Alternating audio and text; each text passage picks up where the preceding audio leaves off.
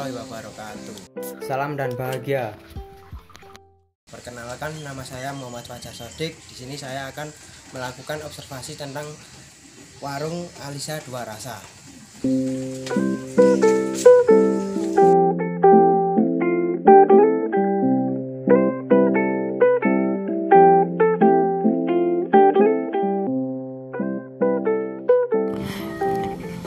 Ya, perkenalkan, di sini saya udah bersama owner dari Alisa Dua Rasa.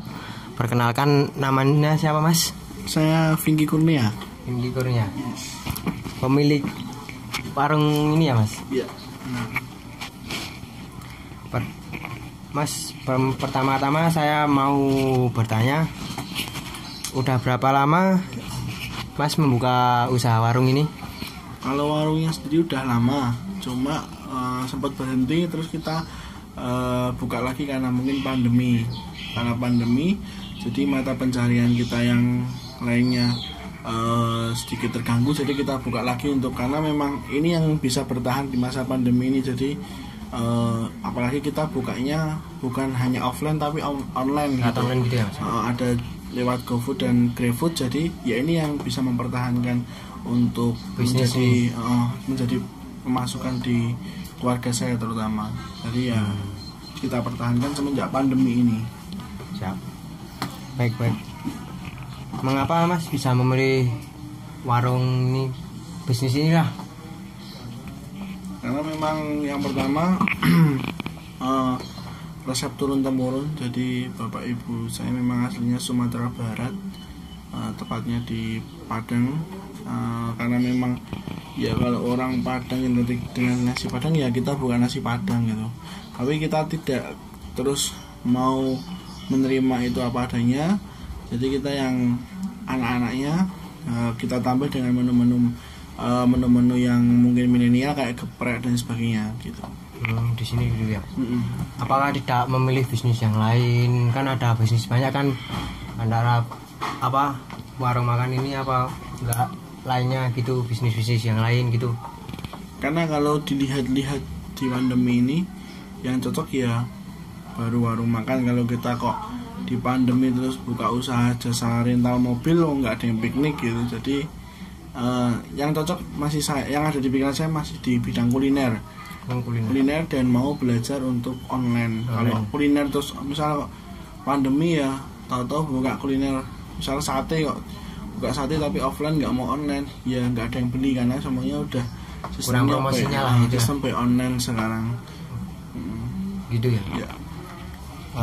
Kalau boleh tahu dari jam berapa sampai jam berapa warung ini buka, Mas?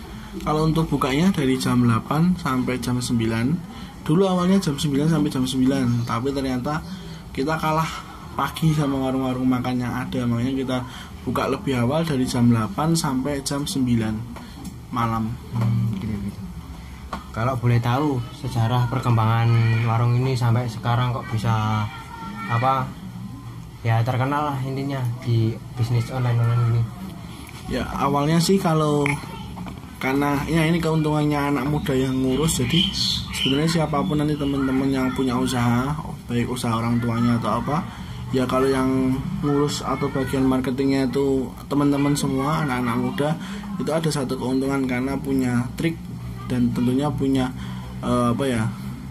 cara cepat untuk bagaimana memperkenalkan produknya. Nah, yang saya gunakan di warung ini awal buka ini kita coba buat yang milenial gitu. Jadi karena aroma makan tuh identik dengan logo sih aneh-aneh. Nah, itu yang kita buat yang biasa aja. Terus habis itu cara kita memperkenalkan ya kita supporting terus kepada sosial media. Terus waktu itu saya panggil influencer ataupun food vlogger. Nah, kita kan sering melihat tuh di Instagram, YouTube, punya teman-teman gitu kan. Teman-teman yang, jadi kita punya teman yang followernya banyak, itu dimanfaatkan, bukan terus Jadi kita coba cari relasi yang banyak terus dimanfaatkan untuk aku tak nunut lah promo barangnya ya. Kita kasih sampel gitu. Kita kasih sampel, terus kita kasih sampel, dia kayak unboxing gitu, terus nanti dia promo review gitu kan. Di review itu juga bisa. Terus kalau untuk kenapa bisa kita dapat pesanan dari perkantoran dan sebagainya ya kita benar-benar tekad untuk promo ya. Kita kenal dengan ini dengan kepala ini ya kita bisa, masuk, kita promo, kita jabat. Gimana ya?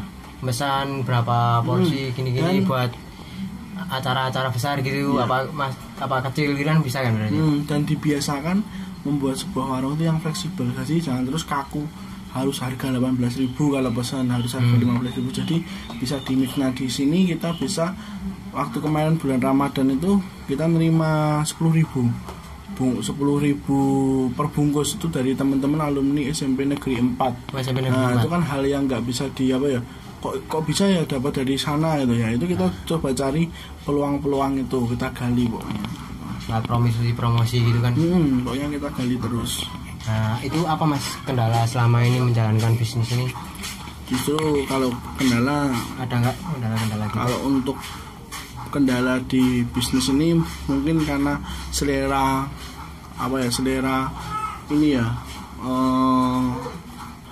selera daripada pelanggan yang mungkin juga tidak bisa dipastikan, terus dia harus makan ayam geprek terus atau nasi padang terus. Jadi kita juga harus pintar-pintar ngelola warung ini, inovasi gitu. Contoh saya kasih gambaran dulu di awal-awal tuh kita namanya ati ampela itu hanya ada ati ampela goreng, terus kita mix tambahlah gitu ada yang cabai hijau, ada yang cabai merah, ada yang dibakar, ada yang terus bahkan orang nggak pernah terpikir jamur crispy itu bisa dikeprek. Nanti kita bisa dikeprek itu. Jadi apa yang mungkin ada level-levelnya kayak gitu? Ada untuk tingkatan levelnya. Terus di kami ini kembali lagi yang terus di awal, di kami gunakan nama-nama menu itu ya yang milenial. Kayak geprek itu kalau tempat kami ambiar, paket ambiar. Jadi ada ambiar M, ambiar L. Kalau ambiar M itu ya sayap sama paha bawah, L ada dada sama paha atas. Jadi memang menggunakan nama-nama yang bisa diminati anak-anak muda gitu. Kayak paket-paketan gitu ya. Memang paketan kita kelompok-kelompok. Dan kita sering mengadakan promo. Kalau kendala lain untuk pengembangan paling modal untuk pengembangan ke depannya gitu ya. Kita kalau misalnya ke depannya kita kepingin buat sebuah toko yang besar, ya jelas modalnya memang harus besar gitu, dan kita harus memberanikan diri untuk mengambil keputusan, dan risikonya juga besar kalau tidak hati-hati, bisa salah ambil sikap gitu. Sikap. Untuk masalah itu bagaimana itu cara menangani? Kalau untuk saat ini kita belum ada terpikir masalah untuk pengembangan ke depan. Yang kita pikirkan sekarang bagaimana kita caranya bertahan untuk saat ini ya. Jadi untuk bertahan untuk saat ini dulu, baru nanti kita pikirkan untuk pengembangan selanjutnya gitu. Apakah selain di sini warung ini ada mempunyai cabang apa yang lain gitu, cabang-cabang gitu ada? Belum. Doanya aja. Belum, kalau cabang belum. Untuk kedepannya gimana, mau mikir ada cabang-cabang gitu? Nah ya, kalau semua orang mesti berharap yang baik-baik ya. Berharap juga salah satunya kepengen punya cabang ya.